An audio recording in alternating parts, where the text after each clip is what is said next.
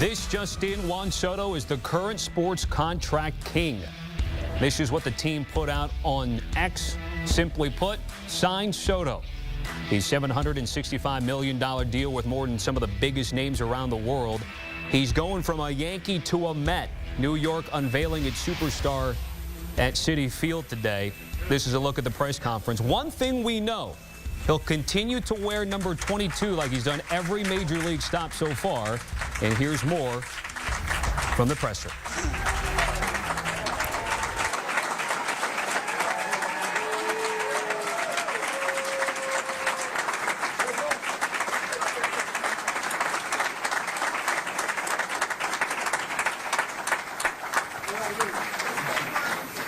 Photos? Thank you very much.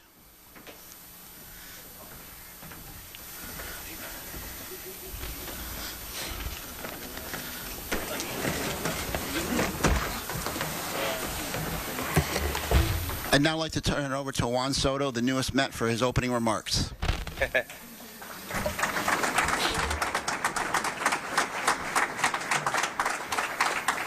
Well, first of all, I want to thank the Cohen family for making me be part of the Mets organization. Definitely Steve, Alex, you guys make it possible. Really excited to be here to form part of this family.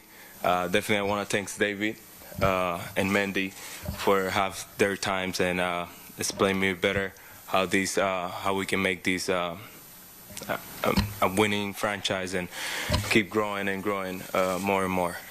Definitely I want to thank my family. They were the number ones. They were right there every day since day one, believing on me, cheering for me, and being there in every step that I take in my life. And definitely in one of the biggest ones that I just made. And I'm more than excited to share this with them and to move forward from here.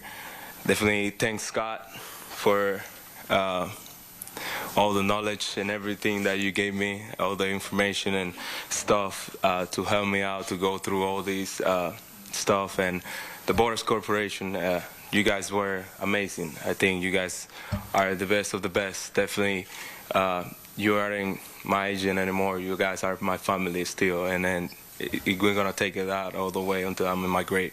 So, really happy for that. And more than excited to be here and part of all this stuff. Yeah.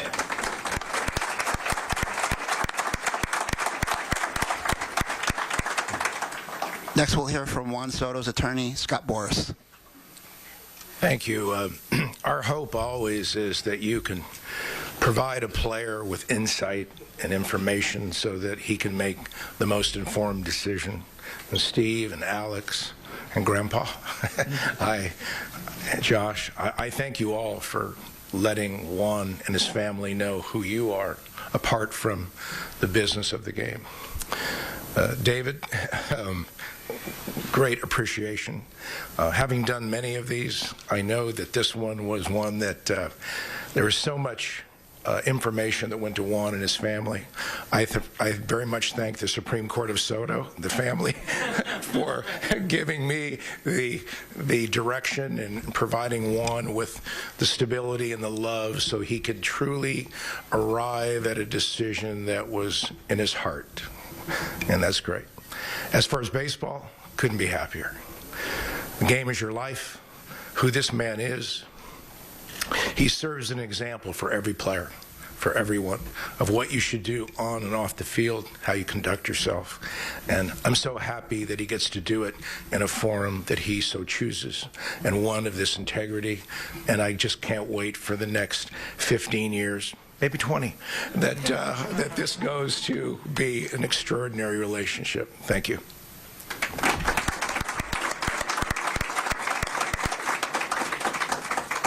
At this time, we'll open it up for some questions. There are various microphones throughout the room. Please raise your hand. Our first question is from Steve Gelbs. Juan, first of all, congratulations. You guys were just talking about all the information that came through. What, at the end of the day, pushed the Mets over the top? Why did you choose the Mets? I mean, The Mets is a great organization, and what they have done in the past couple years, showing all the ability to keep winning, to keep growing a team, to try to grow a dynasty, is one of the most important things. Definitely, what you were seeing from the other side was unbelievable, and the bats and everything in the field and the future that this team has has a lot to do with my decision. Next question is from Tony DeComo. The question's for Steve. You've done a lot over the last 5 years to try to improve the reputation of this franchise. What does this move do in terms of achieving that? Yeah, I mean, it's obviously a huge move. I think it's, just puts an accent on what we're trying to do. I mean, it just, like I said, it accelerates, our goal of winning championships.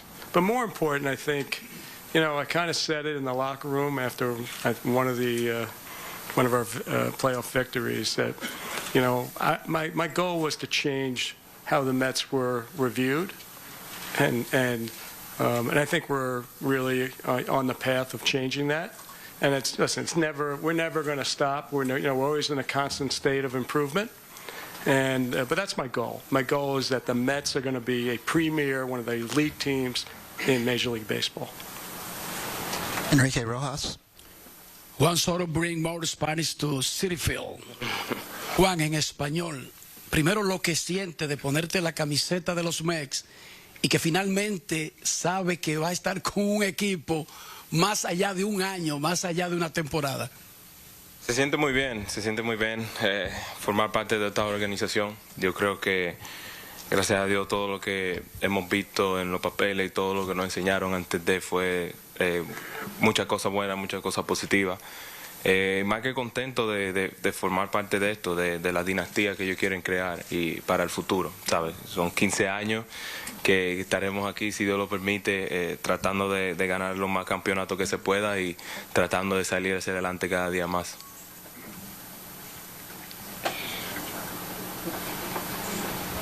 Enrique, pass the mic here. Johnny Trujillo. Junior, además de la amabilidad de Steve Cohen, de Alex, Rafa que está aquí, Josh, de toda su familia, de David y por supuesto también de Cock.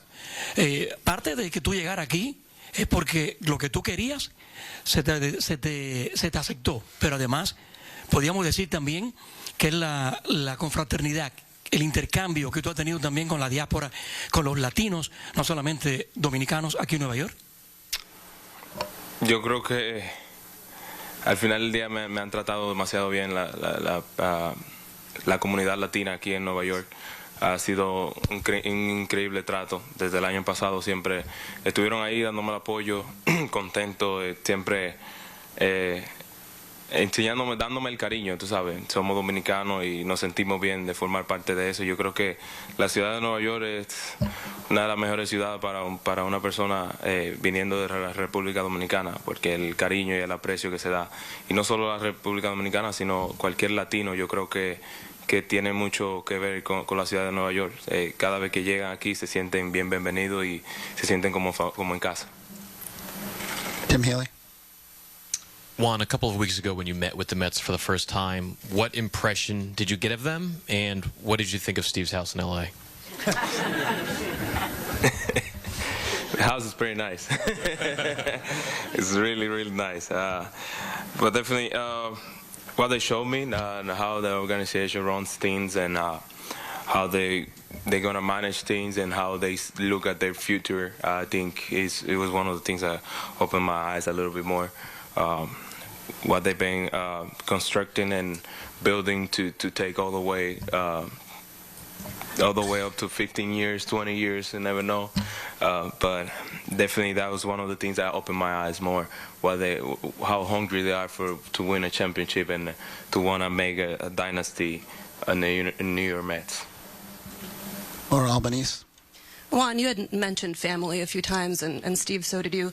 What about this organization make you feel that this would be a good place for your family? I think, like I said before, the city of New York is always welcoming you and making you feel your family great. You know, it's a lot to do with that. But definitely what they show and how what they have and what they do in here, I think it's one of the biggest things for me. And when I see it and look at my family, I think they're gonna have the best time. And that's what I look up. What they show me, they always talk about family. They always talk about stick together and stuff like that. And that's one of the things that opened my eyes and in the side of my family, in the standpoint, and that's when I start thinking about all the love that they can give me for me and my family. Abby Mastrakowicz. Juan, what familiarity do you have with some guys on the Mets already, and just what are your impressions of how the lineup might look with you in it?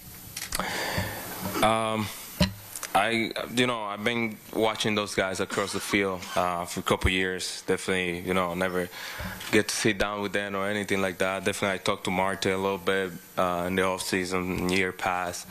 But what I see from these guys, they are hard workers. They're grinding every day and they showing up every day. My personal lineup is really nice. I think we have one of the best leadoff hitters in the game, and I feel like we can even feel a little bit more, but definitely it looks really good so far. Steve, you said this was not an easy process. Why wasn't it? Well, listen, I mean, this was a competitive process. There were many teams involved, and it was hard to know where you stood, and it was a moving target, right? Things were changing by the day. And so, so there were moments when you start questioning whether you're going to be successful at this. And so, but in the end, I got the call I wanted at the end. We'll take a couple more. Hey, Juan. You've been looking forward to free agency for quite a long time now with a number of teams. Could you have imagined that a team would go to the lengths that it did to get you, both financially and otherwise, effort-wise? For me, I really, they showed me a lot of love on the standpoint of what they have for me and how they're going to try to make it comfortable for me. That's one of the things that impressed me more, and how they're going to treat everybody around me and my family and stuff like that. That's one of the things I was looking for. At the end of the day, you're trying to be comfortable where you're at and have a good time. The money standpoint, definitely is going to be there. It's going to come. It's always great, but definitely it was really impressed with what they showed me that they can do with my family and stuff like that. Last one is Manny Gomez. Just first of all, felicidades, Juan. Secondly, have you been in touch with anybody from your former team, and can you share what those conversations with your now former team, the Yankees, and could you share what those conversations might have been like? I haven't talked to any of those guys. Definitely, we talked to them through playoffs, at the end of the playoffs, but after that, I make this process. I haven't talked to any of those guys. Thank you very much. Before we bring up the rest of the family for some photos, we'd like to have everyone gather, all the print and writers on this side of the stage. We'll get you back to the press conference and a breakdown of Juan Soto signing with the Mets in just a second, but just to recap what he's been able to accomplish financially. Largest contracts in sports history. I talked about it coming into this thing. It's bigger than some of the best names in the sport, not just his sport in baseball like Shohei Ohtani, but around the world like others, Messi, Ronaldo, Mahomes, and we'll talk about Trout in 2022 and the deal that Soto had turned down just a little more than 2 years ago. We'll hit a break here on HQ, but when we come back, much more with Juan Soto, I should say, a New York Met. Our insider Jim Bowden on the other side. That was superstar Juan Soto. I'm Tommy Tran, now joined by our MLB insider Jim Bowden. Jim, I've got a lot to ask you, but first and foremost, what stood out to you, if anything, about today's press conference? Yeah, let me start with the owner, Steve Cohen. He used the phrase, he said, when he took over the team and he bought the team, he said the first thing he wanted to do was change how the Mets were perceived. This Juan Soto signing certainly does that. And then David Stearns, the president of baseball operations, got to the podium. And as we all know, Juan Soto is a generational talent. He's the Ted Williams of this era. But David Stearns also gave 4 adjectives about Juan Soto in this press conference to describe him. He used the words fun, focus, energy, and passion, and alluded to the fact that's the culture they want to build in the Mets clubhouse. So besides the talent on the field, it's those other factors he brings to the ballpark. And then the most important part that stood out, because the question that fans want to know, why did he pick the Mets over the Yankees when the money was about the same and he just came from the World Series? And so I think he answered that in this press conference. He did it indirectly, but he answered it, Tommy, because he said the key was how his family was treated.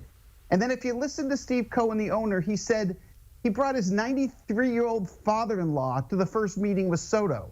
He credited his son for the video that he made, and he talked about how his wife, Alex Cohen, one of the owners, his wife, actually was the one that was working hard with the family. Now, we all know that Juan Soto's support group, Tommy, is his family. It's not friends, it's not teammates, it's always been family. It's uncles, it's his mother. He listens to his family.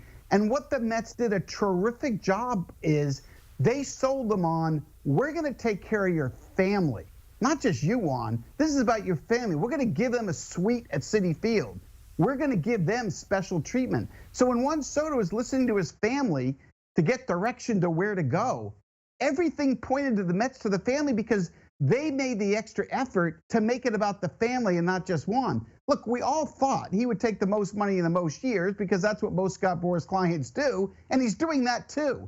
But at the very end, what did he say? He said, families stick together. And so I think that's why he's a New York Met, and you gotta give credit, really, to Steve Cohen and Alex Cohen, the owners of the Mets, not only because of the checkbook they wrote, but their recruiting was better than everybody else's. So to follow up on that then, Jim, and we'll get back to the Mets perspective in just a second, because Scott Boras, who's done dozens, if not thousands of deals, said, I have to work it through with the Supreme Court of Sotos. What does that mean, Jim? That he had to satisfy the Supreme Court of his family, all the people around him. They're the ones that were making this decision. They were influencing Juan. So Scott was presenting all the offers from everybody.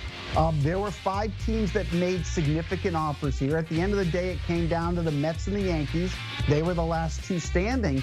But the family, who we called the Supreme Court, they're the ones that kept asking the questions.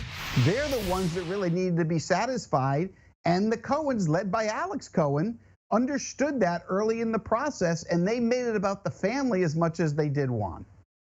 Take me back to just a couple of years ago. 15 years, $440 million the Nats were trying to get Juan Soto. And at the time, that would have been more than Mike Trout, who was regarded as the best player in baseball. Fast forward here 2 years, and now he's north of Shohei Ohtani, Jim. Yeah, I think what we need to understand here is Soto's a generational talent. He's a one-off. The market hasn't changed that much. Juan Soto is not a player worth this value, right? This is a generational player that he got into an open market with the big market teams had a lot of money, and the teams looked at him. Look, the owner, Steve Cohen, at one of his homes, he has $1 billion piece of artwork in his front yard, right? He has so much money that he can do this. And he kind of viewed Soto as that artwork, right? You know, look, he's a below-average defender in right field. He's got a good arm. He's a below-average runner, but he's a good base runner. He's not Shohei Ohtani, and yet he's by far the highest-paid athlete we've ever seen. I saw a stat the other day that said he actually, the $765 million, is more than what Tom Brady and LeBron James have made combined in their career, which is $761. That's how much this contract is so far beyond anything any of us could have imagined, especially when he turned down that $450 million deal from the Washington Nationals. Even the agent, Scott Boras, who I was with yesterday, said he wasn't expecting it to go here. But again, this was, compared to a piece of art, it was just a matter of there's only one Juan Soto, and if you want him, you're gonna have to do things that have never been done before. I don't think this is automatically gonna change the market for next year's free agent class. It's gonna be led by Kyle Tucker and Vladimir Guerrero. I don't think they're gonna be in this range, without a doubt. But this is a special player at a special time, and 2 New York owners were willing to go crazy to try to get him, and the Mets landed him. So let's get back to ownership in the front office. Steve Cohen saying, quote, puts an accent on what we're trying to do, talking about Juan Soto. They are in a division that has the Atlanta Braves and the Philadelphia Phillies. Jim, what are the next steps for the Mets here? Yeah, they've got to deal with first base right now. My sources are telling me they would like to bring Pete Alonso back, who is also a Scott Boras client. And Juan Soto, I'm told, was given assurances that the Mets were going to get another big bat to put behind him in the lineup. Juan really benefited with Aaron Judge hitting behind him with the Yankees. It helped him hit the 41 home runs besides the short confines of right field at Yankee Stadium. And he wants that protection. And so even if they don't get Alonso, I think you're going to see them get a first or third baseman. They can always move Mark Vientos to first. But I do think bringing Polar Bear back is something they really want to do. He doesn't have a great market right now because teams that need a first baseman like the Yankees, Astros, and Mariners are not showing any interest in spending the kind of money it's going to take to get Alonso. So I think it's likely he goes back. But for me, when I look at the Mets, Tommy, baseball-wise, it's the starting pitching that I'm concerned about. And I mean that. I think they really need to bring Sean Manaea back. I'm surprised they didn't make a run at Corbin Burns. I know their president, David Stearns, doesn't believe in those long-term contracts for those star pitchers. I would still want to bring Burns back. But if not, I think at the very least they need to bring Manaea back and maybe even another starting pitching depth. But if I were them, it's first base and pitching. That's what the Mets need to do next. But at the very least, they've got that nice piece to put in the art gallery, to put over the fireplace, and then you get all the accent stuff there to build it around. Jim Bowden with the very latest. Jim, always appreciate your information and insight as always.